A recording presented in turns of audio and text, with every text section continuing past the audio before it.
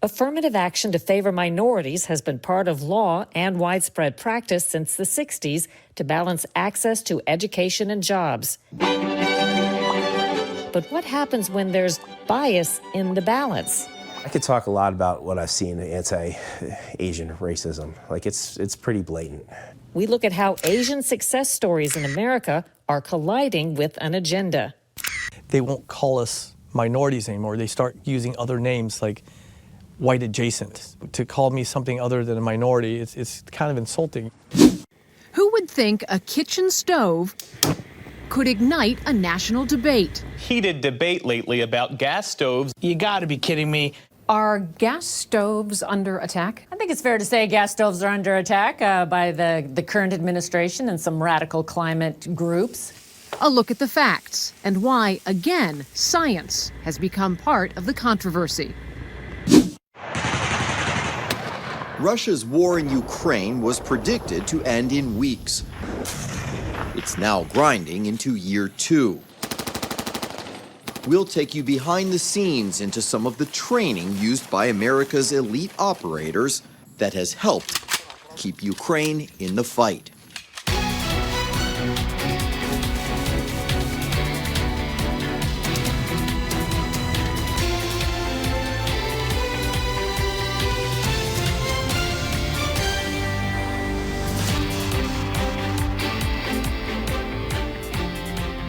Welcome to Full Measure. I'm Sharyl Attkisson. As a group, Asians in America tell an incredible story of success. 71% of Asian American adults in the U.S. today were born in foreign countries. Most came speaking little to no English and had few, if any, assets. Yet they are the highest income, best educated, and fastest growing racial group in the U.S. That status puts them at odds with the narrative that the deck is stacked against minorities in America. And it's left Asian Americans in a strange place. Today's cover story is Silent Minority. One way to understand the racial conflicts involving Asian Americans is by visiting the controversy over a magnet high school known as TJ in Alexandria, Virginia, where Nicole Spitani graduated in 2010. So for those who don't know, TJ is our shorthand for Thomas Jefferson High School for Science and Technology. And because of its ranking, its prestige, its access to elite education, it's become the center of a firestorm. To be blunt, some felt the high school's merit-based admissions unfairly resulted in too many Asian Americans in Thomas Jefferson's student body and not enough Blacks and Hispanics. About 8% of students in the entire county of Fairfax were Black, but only about 2% of students at TJ were Black. 34% of students in the county were Hispanic, but only about 2% at TJ. In contrast, 21% of students in the county were Asian, but they dominated at TJ, making up 74% of the student body. So in 2020, Fairfax County Public Schools made a controversial change at TJ. They tossed out the entrance exam. They began evaluating students based on skills, character, and background such as economic disadvantage. And they installed a quota system, reserving an equal 1.5% of seats for students from each of Fairfax County's public schools, excluding many who would have gotten in by merit and replacing them with those less academically qualified. Though supporters argue the new system isn't race-based, critics insist it was specifically designed to favor other minorities at the expense of Asians. Do you know which racial background has been minimized the most under the new admission standards and which one has benefited the most? So something that folks who are opposed to the changes often point out is that the overall percentage of Asians has decreased under the new standards. Do you know what it is approximately and what it was? Yeah, it went from about 74%, over 70%, to about 54%. Under the new admissions policy, the proportion of Blacks and Hispanics quadrupled, while Asian student admissions cratered by nearly 20 percentage points. I could talk a lot about what I've seen in anti-Asian racism. It's pretty blatant. Even though he's Black, Harry Jackson is part of a group fighting Thomas Jefferson's new admissions process that benefits African Americans over Asians. His son attends TJ. He's in the class of 2024. That was the last class that was admitted under the merit-based system. What is the problem you see with wanting the school population to look like the society at large? What's the problem? Well, first of all, I would say in the K through 12, there's no compelling interest to do that. That's what local area high schools are for.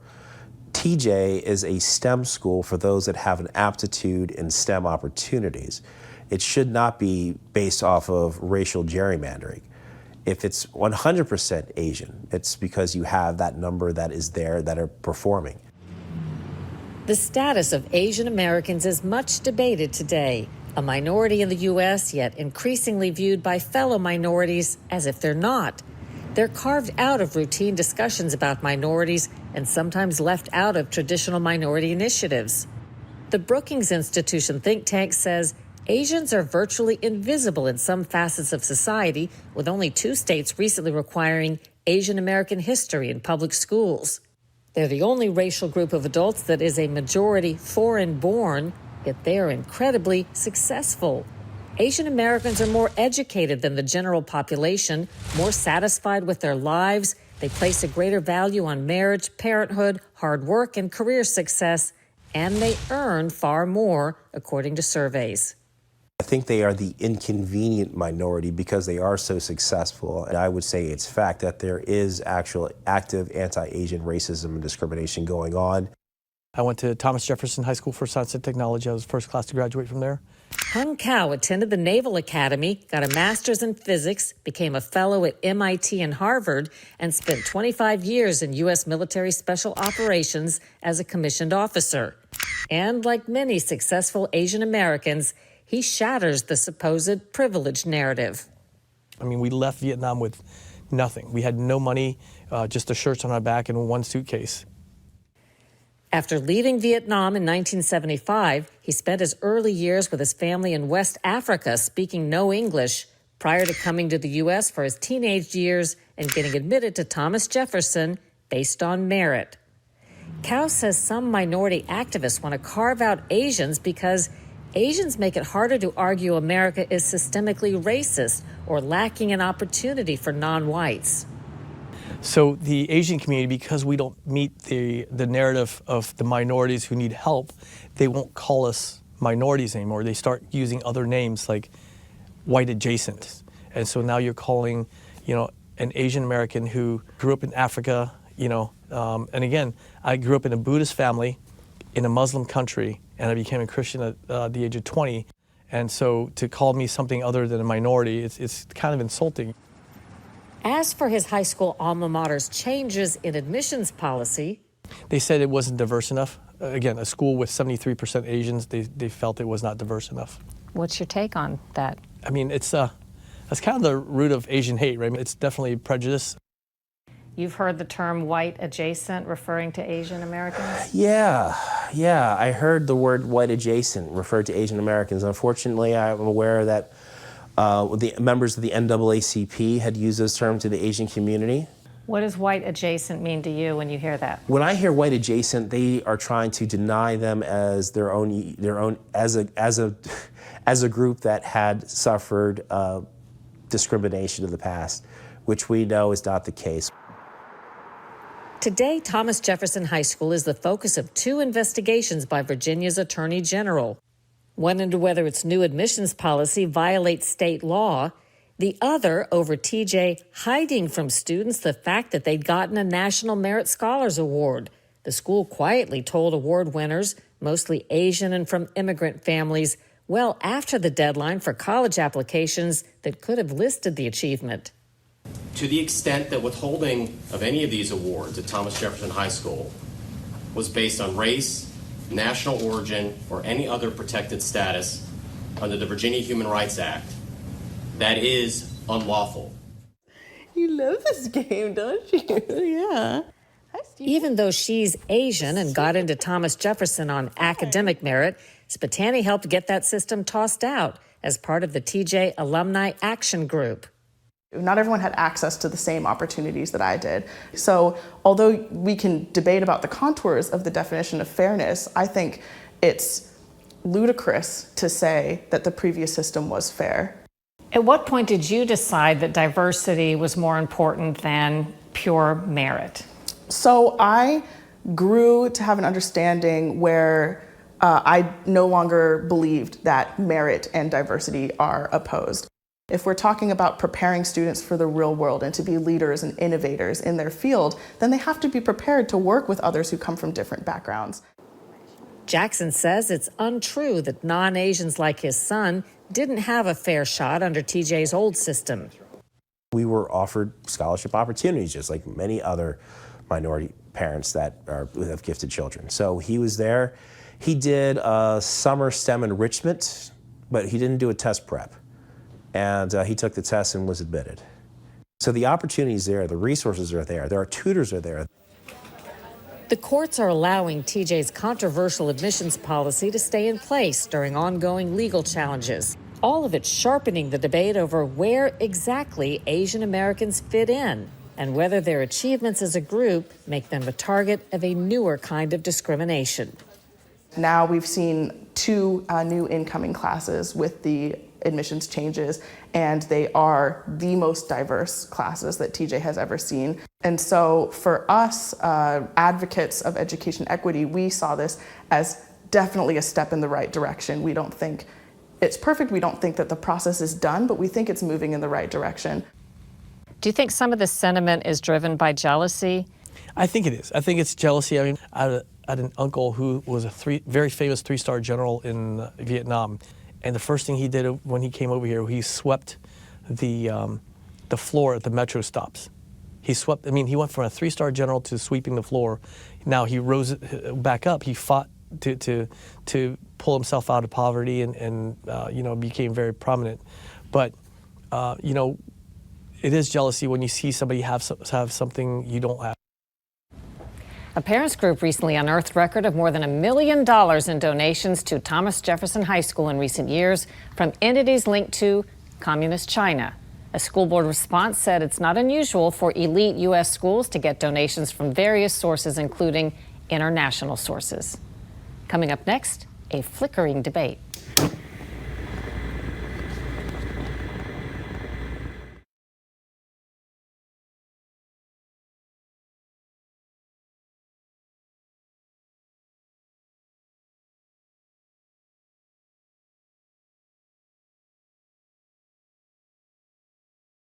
A report that linked gas stoves to potential health problems in children ignited talk of a national ban on the appliance. The House recently passed a measure to prevent any such ban. While that action is unlikely to survive in the Senate, some states are already moving forward on their own. Lisa Fletcher sorts through the debate. More than 40 million Americans cook with gas stoves. That little blue flame, now the source of a national debate over whether it possesses a serious health hazard and should be regulated or banned.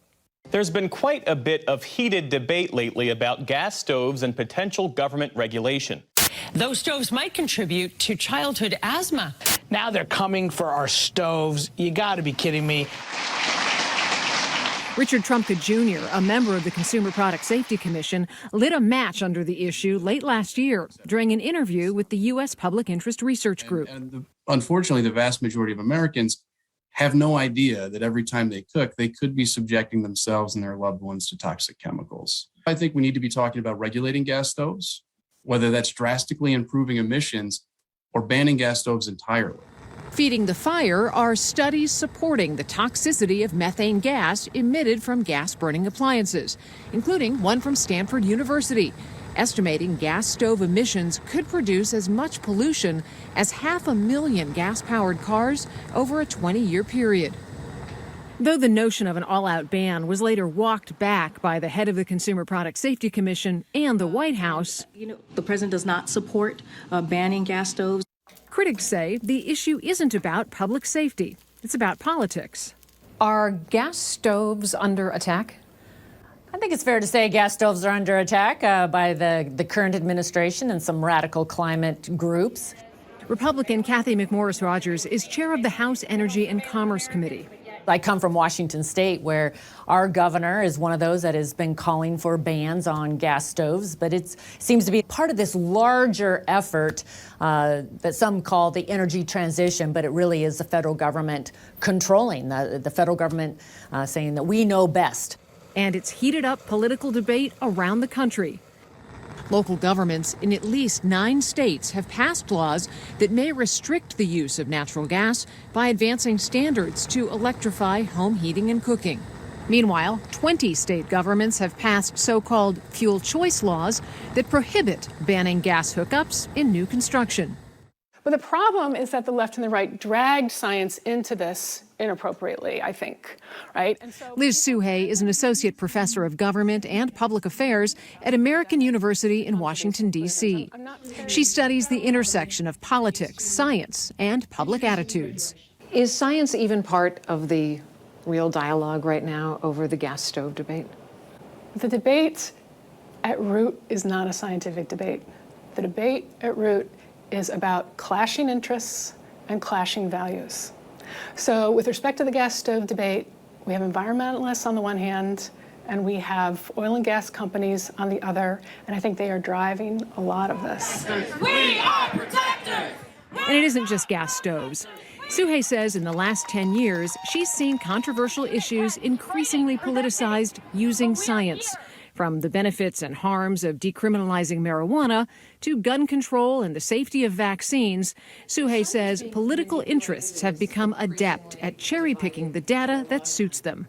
People tend to quote science and they say, well, science says, so it must be true and we must follow it. But, I mean, historically, that's not correct, right? I mean, the Earth isn't flat, the world isn't the center of the universe, DDT isn't safe. Science is a process. It's not a set of facts. What we understand to be true evolves. And I think we need to be honest with each other about this. And that brings us back to the facts, or the new reality, that what is called science can no longer be wholly trusted. I actually don't see this as the scientists themselves being biased, but I see political actors as being biased and using science to try to advance their own policy preferences. So science becomes a way of justifying your political viewpoint? That's exactly what people are doing. They inadvertently undermine Americans' trust in scientists, and I think that that's really unfortunate. I think we find ourselves asking this all the time now. So how do you know which studies are being used to advance an agenda and which ones we ought to look at? Well, Suhay says most science is done in earnest by honest scientists. But whenever you see somebody holding around one study and calling it the absolute truth without nuance, that's when you really need to take a closer look. All right, thanks, Lisa. Ahead, U.S. troops may not be assigned to fight in Ukraine, but their imprint is there all the same.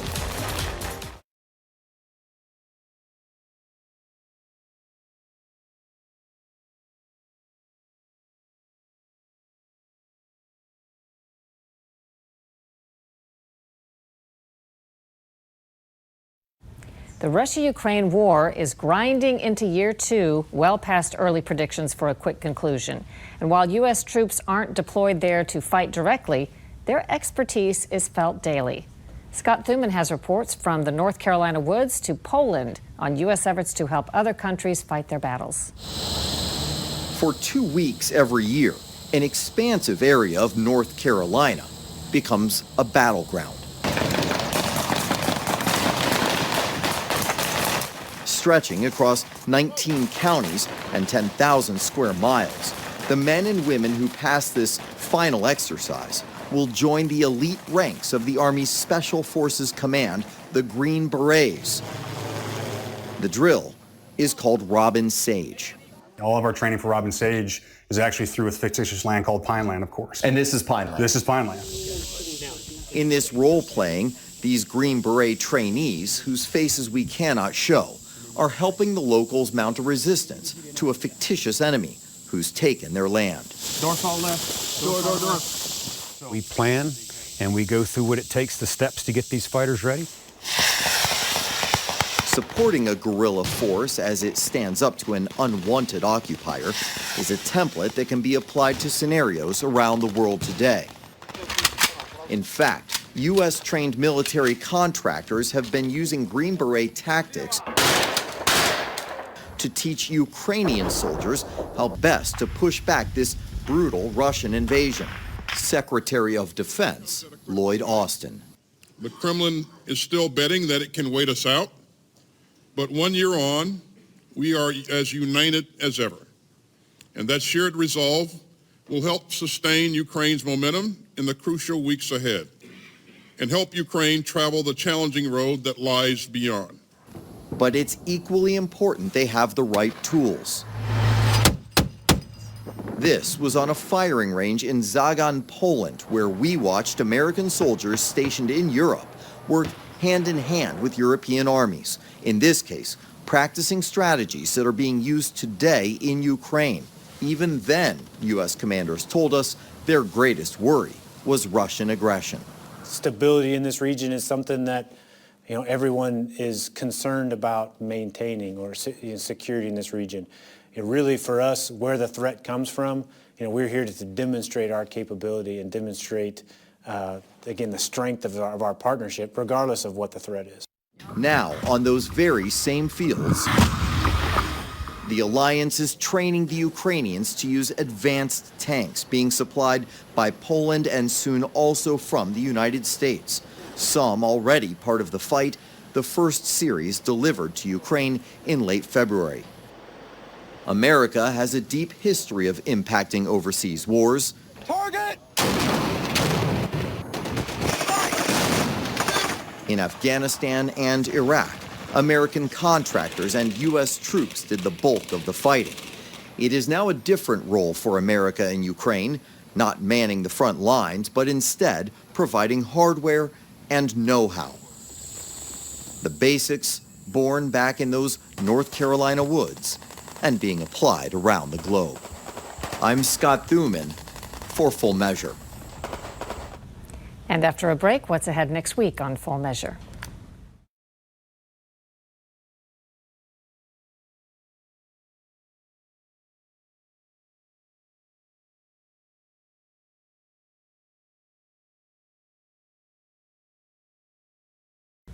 Coming up next week on Full Measure, we head to East Palestine, Ohio to separate fact from rumor and the fallout from the devastating train derailment and the government's controversial assurances that all is well. If I keep my kids here, what if they get cancer? That's something that Tim and I have to deal with. That's the decision that we have to make. Do we trust what they're telling us? On the ground in East Palestine next week on Full Measure. We want to share some exciting Full Measure news with you. We are rolling out a new and improved website, fullmeasure.news. It's where you can go to view our program every Sunday. You can also browse through a wealth of our archives going back 8 years now. Original and investigative reporting that remains as relevant and interesting today, we think, as when we first reported it. You'll also find out where to watch our program on TV and get a little background on the incredible Full Measure team. So check out our new look at fullmeasure.news. Until next time, we'll be searching for more stories that hold powers accountable. Thanks for watching.